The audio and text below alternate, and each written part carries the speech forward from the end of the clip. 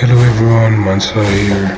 Today we're going to talk about my first playthrough of Elden Ring. This is episode 1. So the main purpose of this is to show where did I start, how did I improve, and eventually what can you take from it.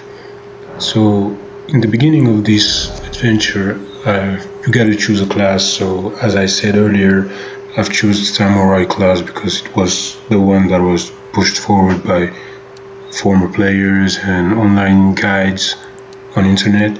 However, it's good to know that you can change the way that you will be able to play by switching on the attribute. As you can see on the screen, there's a multitude of information in Elden Ring, but in the beginning, make sure to choose the one that you are the most comfortable with. I didn't know that, but as I recommend it, using magic is better if you want to smoothly play through the game and not struggle as much as a melee class. So here I am, starting with the Samurai class. Got a lot of benefits. For the way that you can play for the button and all that, the commands. So I think it's pretty easy to grab them. You need around 10 to 15 minutes to be able to know how light attack, heavy attack, and all of that work. You also got a tutorial a few minutes into the game, so taking control of the game is relatively easily. However, there's some advanced things that you need to know and grasp later on, such as, for instance, power stancing, two-handing, and quick menu through triangle, for instance.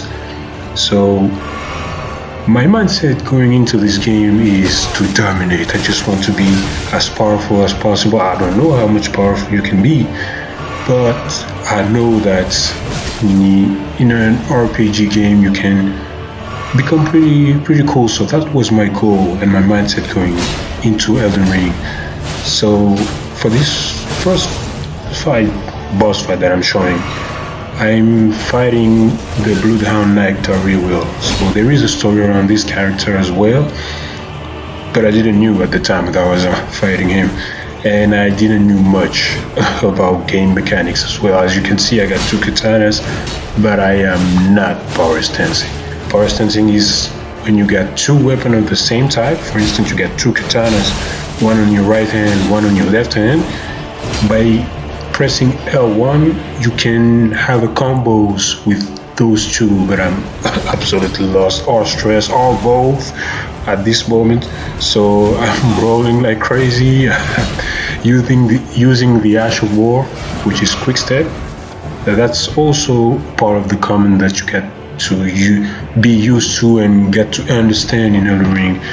It came with experience, but it's not that much of a requirement. You can, as I said, just go into the game without knowing everything, but there's a lot of information in Elden Ring, such as the type of weapon, the different combos available with those weapons. For instance, this one, the Bloodhound Fang, it got a combo. You have the Ash of War, and you have the ability to, if you press the R2 just after the L2, to go into some sort of combo. So it's a really cool weapon, but if you don't dive into it, you can't really grasp everything, and that's the big part of this game. This game doesn't hold you by your hand. It won't show you menus, it won't show you everything and keep tracks of everything for you. You'll have to do it for and by yourself. It's a charm that I find in this game, because it allows you to go freely and be really to feel the rewarding process of fulfilling a quest or finding some information that are not displayed immediately.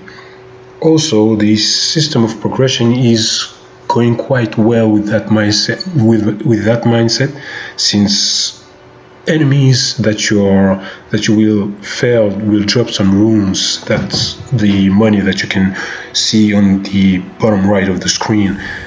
The more powerful the enemy, the more runes you will get.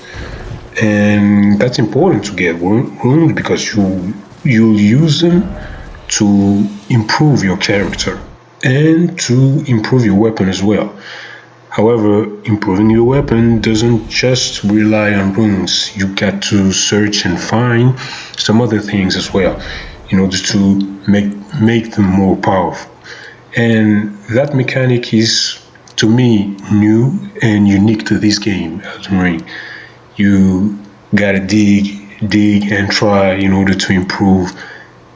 If that's not really your cup of tea, I recommend you to use some guides on the internet. There are plenty of guides that will directly point you toward some tools. For instance, if you use the astrologer class, you can immediately go into a weapon, which is a staff, that can be used for the entirety of the first playthrough. It's basically one of the best staff, and you don't really have to hold your head around what should I use, what is this and that. You can just go easily through the game. So that was the first boss that I did. I foolishly went in there thinking that it will be easy. Why? Well, because my brother who finished the game told me, hey, near the first area of the game you have a pretty cool weapon, and if you go there you can beat the boss and it's relatively easy. So I believed him on word, forgetting it was Elden Ring, and I went there and I got whooped. That's what happened. Don't trust the clip that you just saw. Even though I was struggling, believe me, I struggled even more before that. The real is one of the first boss and first enemy in Elden Ring which I saw. It was like he didn't have any openings, and that is the thing with the game. You first and foremost you come and you see some opponents, some bosses, and you feel it's like they are invincible. You can't beat them, and you need to switch your mindset a little bit or find the right tool in order to battle with them. And the real was a beast when I came to the game. Menu just teleported himself, he threw some heavy damages, and if you see that red bar filling up in the middle of the screen, which is hemorrhage. And once you're also called bleed, and once your bleed gauge is filled, well, you take a heavy amount of damage. You can inflict that to your opponent, and your opponent with the right weapon can inflict that to you as well. And it was the first time that I encountered it, and it wasn't welcoming. I took more than 20 tries to beat Daryl, maybe more around 30 to 40, something like that. So if you are going to play the game, and I hope this video and this series give you some information and some will to play it, keep in mind that you may have to die and retry a good couple amount of time in order to improve and in order to get some really cool stuff. So this was Mansa, was the first episode. I hope you enjoyed it. I hope you will be able to get into the game as well. If you have any idea of improvement, any thing that you might want me to talk about, please share it in the comments or send me a message directly. I will be glad to put it into my next video or come back to it.